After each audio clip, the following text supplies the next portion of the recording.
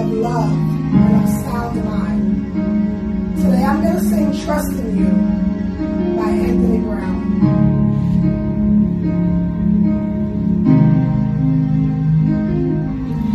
You did not create me to worry. You did not create me to fear. But you created me to worship daily. So I'ma leave it all right here. Help me sing it to worry. You did not create me to fear, but you created me to worship daily. So I'ma leave it all right here. You did not create me to worry. You did not create me to fear, but you created me to worship daily. So I'ma leave it all right here. My hands are raised because I surrender. Your will is what's best for me. I worship you because you're Jehovah Jireh.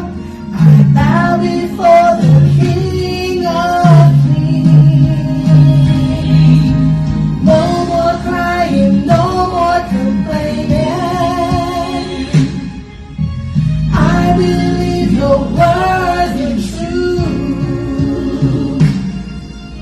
Lord, you promised never to leave me lonely. So this is what I'm going to do. I will trust in you, Lord. I will trust in you, Lord. I will put my trust in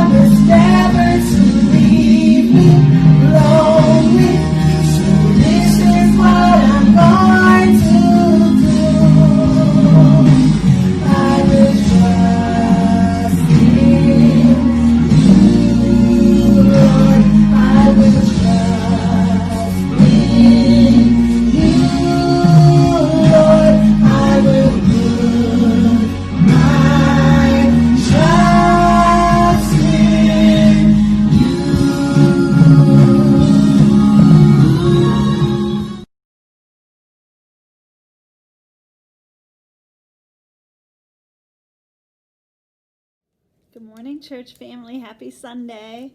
This morning you're in for a treat because we have a summer ministerial intern who you've heard her beautiful singing the last couple services.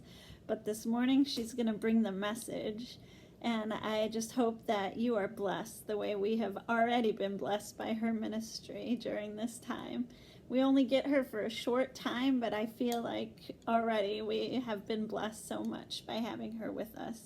And I know she's definitely been a help to me as I'm still home and quarantined and dealing with some health issues. So I would definitely appreciate your prayers. I'm ready to get back. I'm ready to get back to all of you. I'm ready for church to be in person again. I'm ready for women's ministry and to have kids in the building. I miss everybody so much. I want to remind everybody that next Sunday, July 5th, we are going to meet in person to dedicate the parking lot. And we would love to have you there. We will have a little bit of a shorter service, mostly just so we can be together and dedicate that beautiful parking lot. And then we're going to have something special for you to take home for lunch, or you can sit in the parking lot and we can eat it together. But it'll just be a time for us to see each other, even if we're 6 feet apart, but to be able to lay eyes on each other and be together as a family. And I can't wait. So I hope that you'll consider joining us. You can sit in your car or bring a lawn chair, or we'll have some chairs out there. We're going to have some tents set up, and we would just love to see you. We miss you guys so much. So this morning, I'm going to read scripture for you.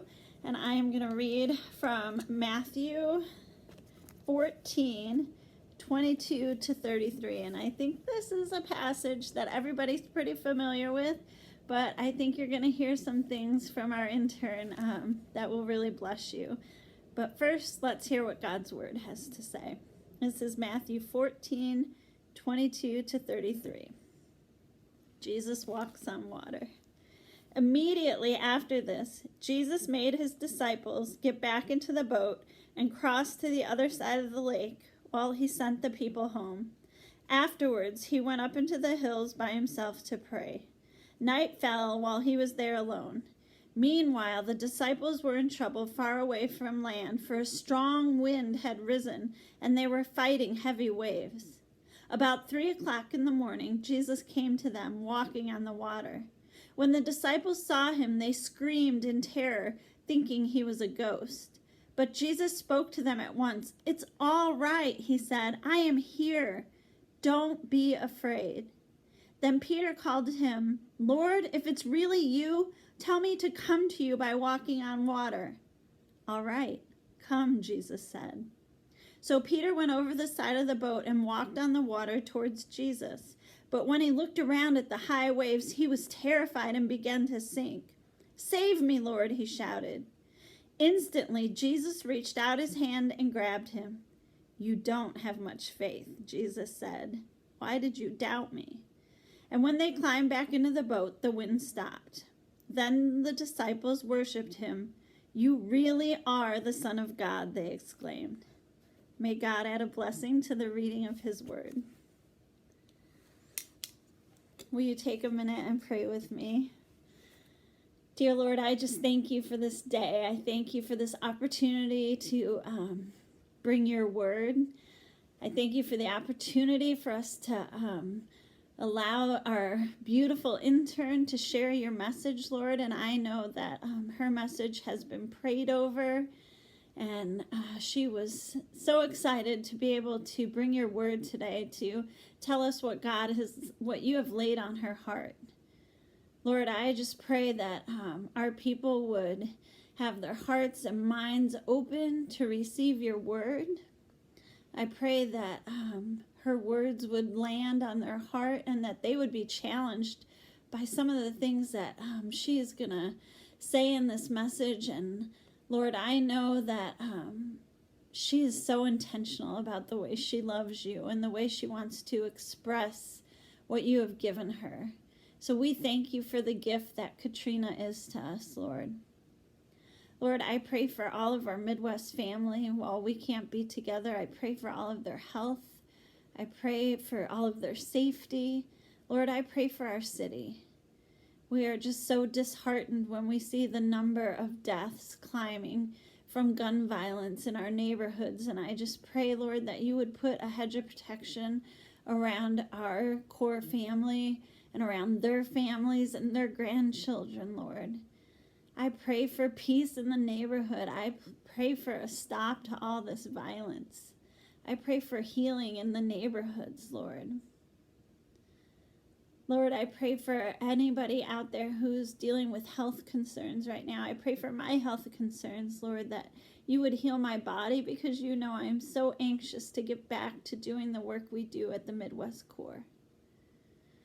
Lord, I pray today for, continue to pray for John as he and his family heals from their loss. I pray for Charlene as she comes up on the anniversary of losing her mother in just about another month. I pray for all of those who are hurting today. Pray for all of those who have experienced loss. But Lord, I also pray for revival. I pray for revival in our city. I pray for revival in our neighborhood. I pray for revival in our country, Lord. I pray that there would be healing. I pray that there would be forgiveness. I pray that there would be acknowledgement. I pray, Lord, that you would have a renewal of your spirit across this country, Lord. We need you now more than ever. We don't know some days if we're coming or going with this virus, and with all of the things happening in the neighborhoods, it seems like things change on a daily basis, Lord. But one thing that doesn't change is that you are on your throne. And Lord, today the intern is going to challenge us. She is going to ask us, what is your impossible? Lord, it may feel impossible to us, but we know with you nothing is impossible. So help us to have great faith, Lord. Help us to step out of the boat, and help us, Lord, help us to continue to keep our eyes on you. Lord, we thank you for all of our many blessings, and we pray this in your precious name. Amen. Family, I hope that you will enjoy getting to know Katrina in this way. She is a very special intern, and I know that she's going to do great things at CFOT, and I just can't wait to see what God's going to do with her. But for now, we are so blessed to have her with us. So I hope you enjoy her message, and I hope to see so many of you next weekend, because we miss you. And until we meet again, Midwest family, may God hold you so close in the palm of his hand. God bless you.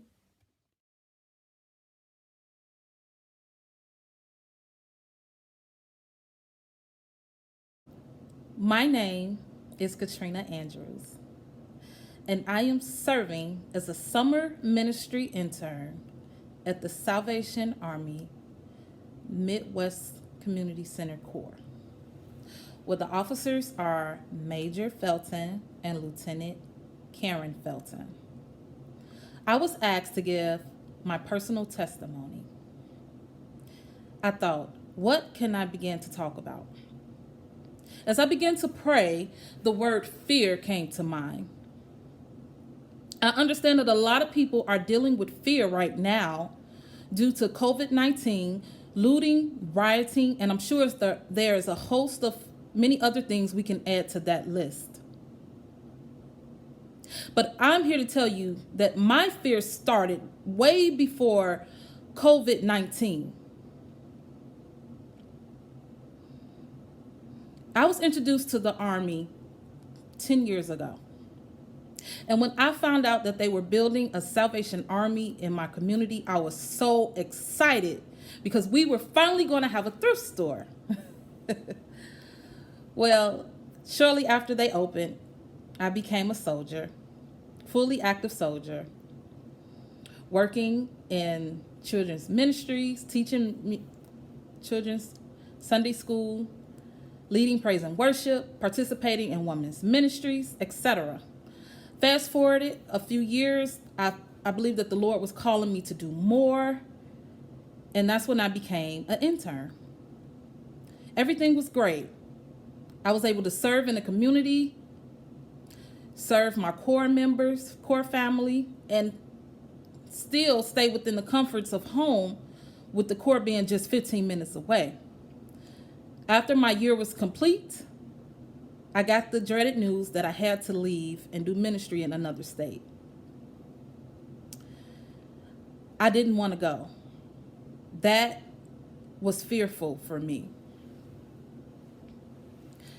I can laugh about it today, but then it was no laughing matter because I didn't even start packing until the morning I was due to leave. But that just gives you an idea of how much fear can paralyze you and keep you from the things that God has designed for you. I didn't really go in faith. I went more so in curiosity because my curiosity got the best of me. But in that obedience, I was able to grow deeper in my faith, mature personally, and even experience God in a way that I've never experienced him before. And with that, I want to begin my sermon on today. The topic of my sermon is faith over fear. And I know it sounds good in theory, but what does that really mean?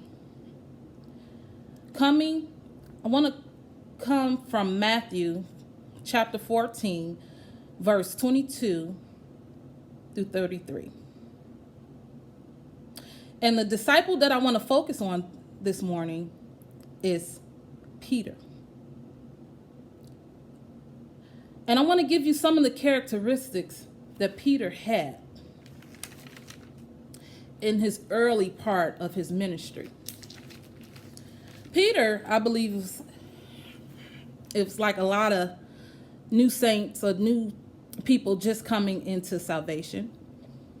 In the beginning of his ministry, Peter was impulsive. Peter was the first person to jump out of the boat. Peter was the first one to cut off the man's ear, the soldier's ear, when they came to arrest Jesus. Peter was arrogant and boastful and prideful. He was the disciple that claimed he loved Jesus the most than all the others. Peter was so prideful, he told Jesus, he said, "Even if I have to die, I will never deny you." Jesus just simply said, "Peter, you will deny me before the rooster crows." 3 times at that, not just once, but 3 times. Peter had a mouth. Peter cursed and swear. Why? How did he curse and swear? Well, in Matthew, on the 74th verse, chapter 26, not only did he deny Jesus, saying that I don't know him, the Bible tells us that he cursed and he swore. He cursed and sweared.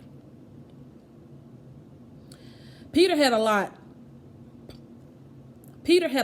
going on with him in the beginning of his ministry, in the beginning of his walk with Christ. But even though he had all of those negative characteristics, God still was able to use Peter, and God called Peter his rock. That's what Peter means. I want to read the chapter, the Bible verse, Matthew chapter 14, verse 22 through 33. I'm going to read that story. It reads, "Then he directed the disciples to get into the boat and go before him to the other side while he sent away the crowds. And after he had dismissed the multitudes, he went up into the hills by himself to pray. When it was evening, he was still alone.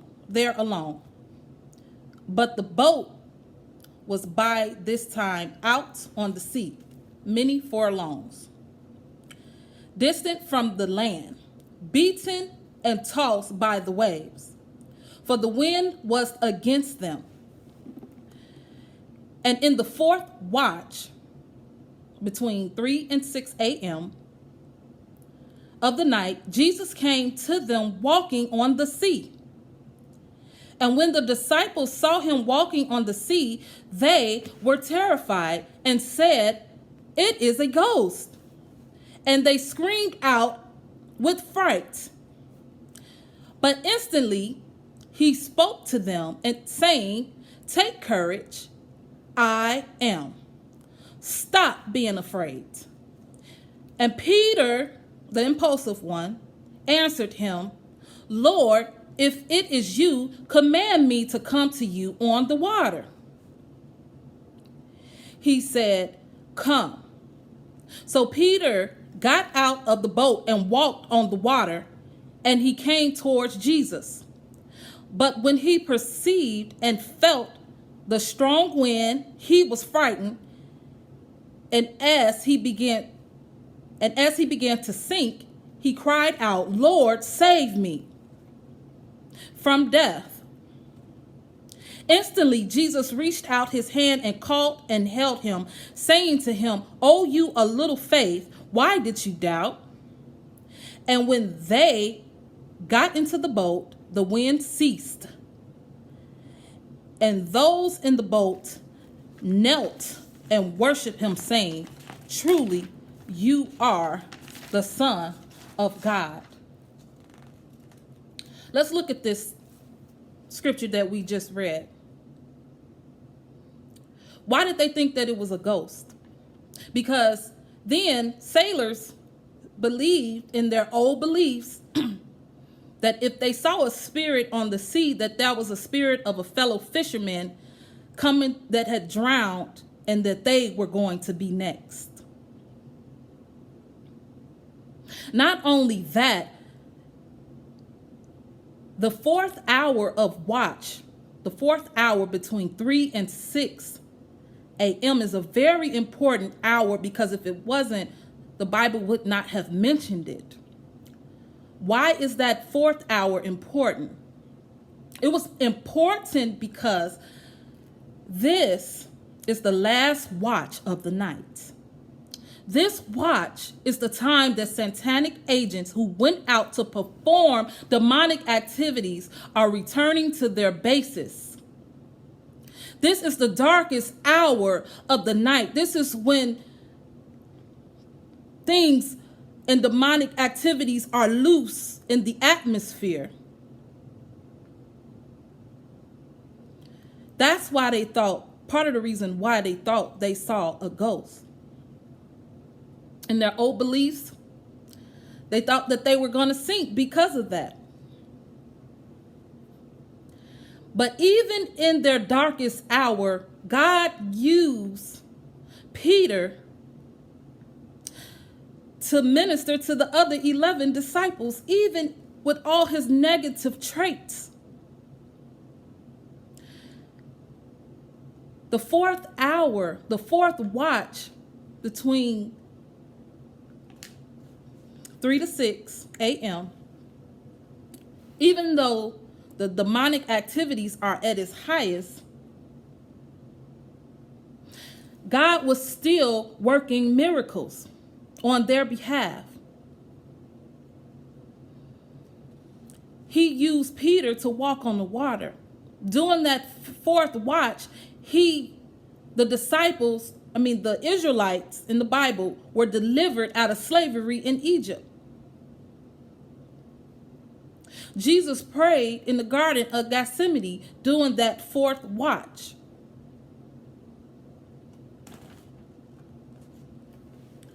I believe in two acronyms when it comes to fear.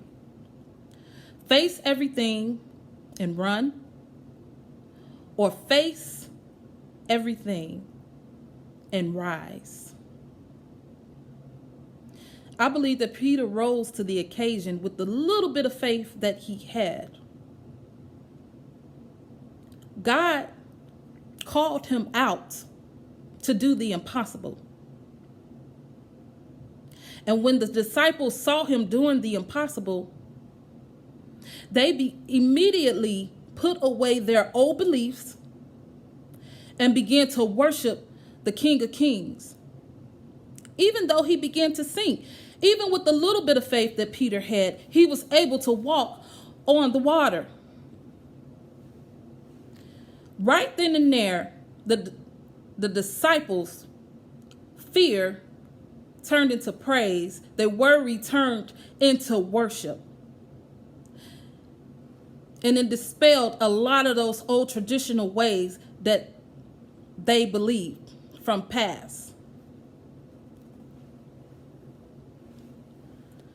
I believe that God is calling us out of our boats, out of our comfort zone that is no longer comforting, to do the impossible. He called me out of my boat into the ministry of Salvation Army, to become a minister of the Salvation Army, to leave my comfort zone and to live in another state, to minister to people that don't look like me. What is he calling you to do? What is your impossible that God is calling you to do? Well, you say, well, I have a mouth. Peter had a mouth on him. Well, I'm impulsive. Peter was impulsive. He didn't think before he acted, but God still used him. As a matter of fact, Peter's name meant rock.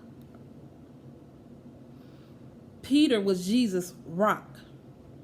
It was a reason why he changed his name to Peter.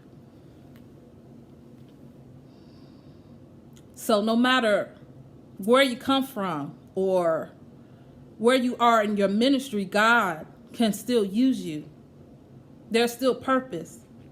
He's calling us to step out of our comfort zones of worship, to step out of our comfort zone of the way we have been doing things, to do the impossible, to minister in a different way due to this current pandemic we're living in.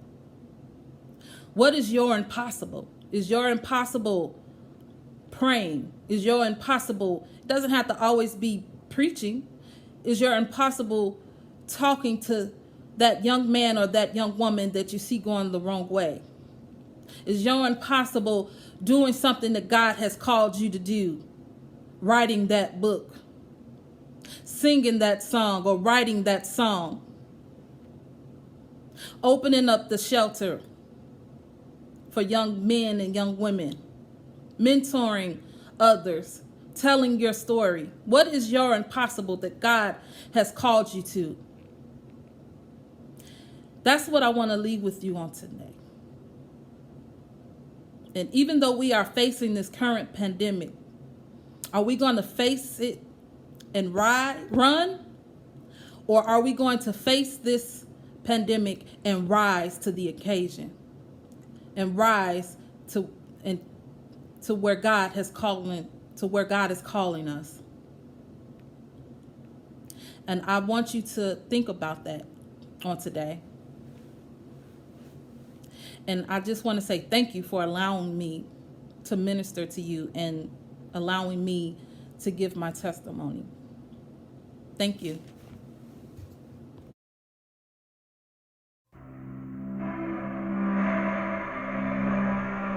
Ubi caritas et amor Deus ibies congregavit nos in unum Christi amor exultemus et in ipsum iucundemus timeamus et amemus Deum et expulgentivicamus nos in caelo ubi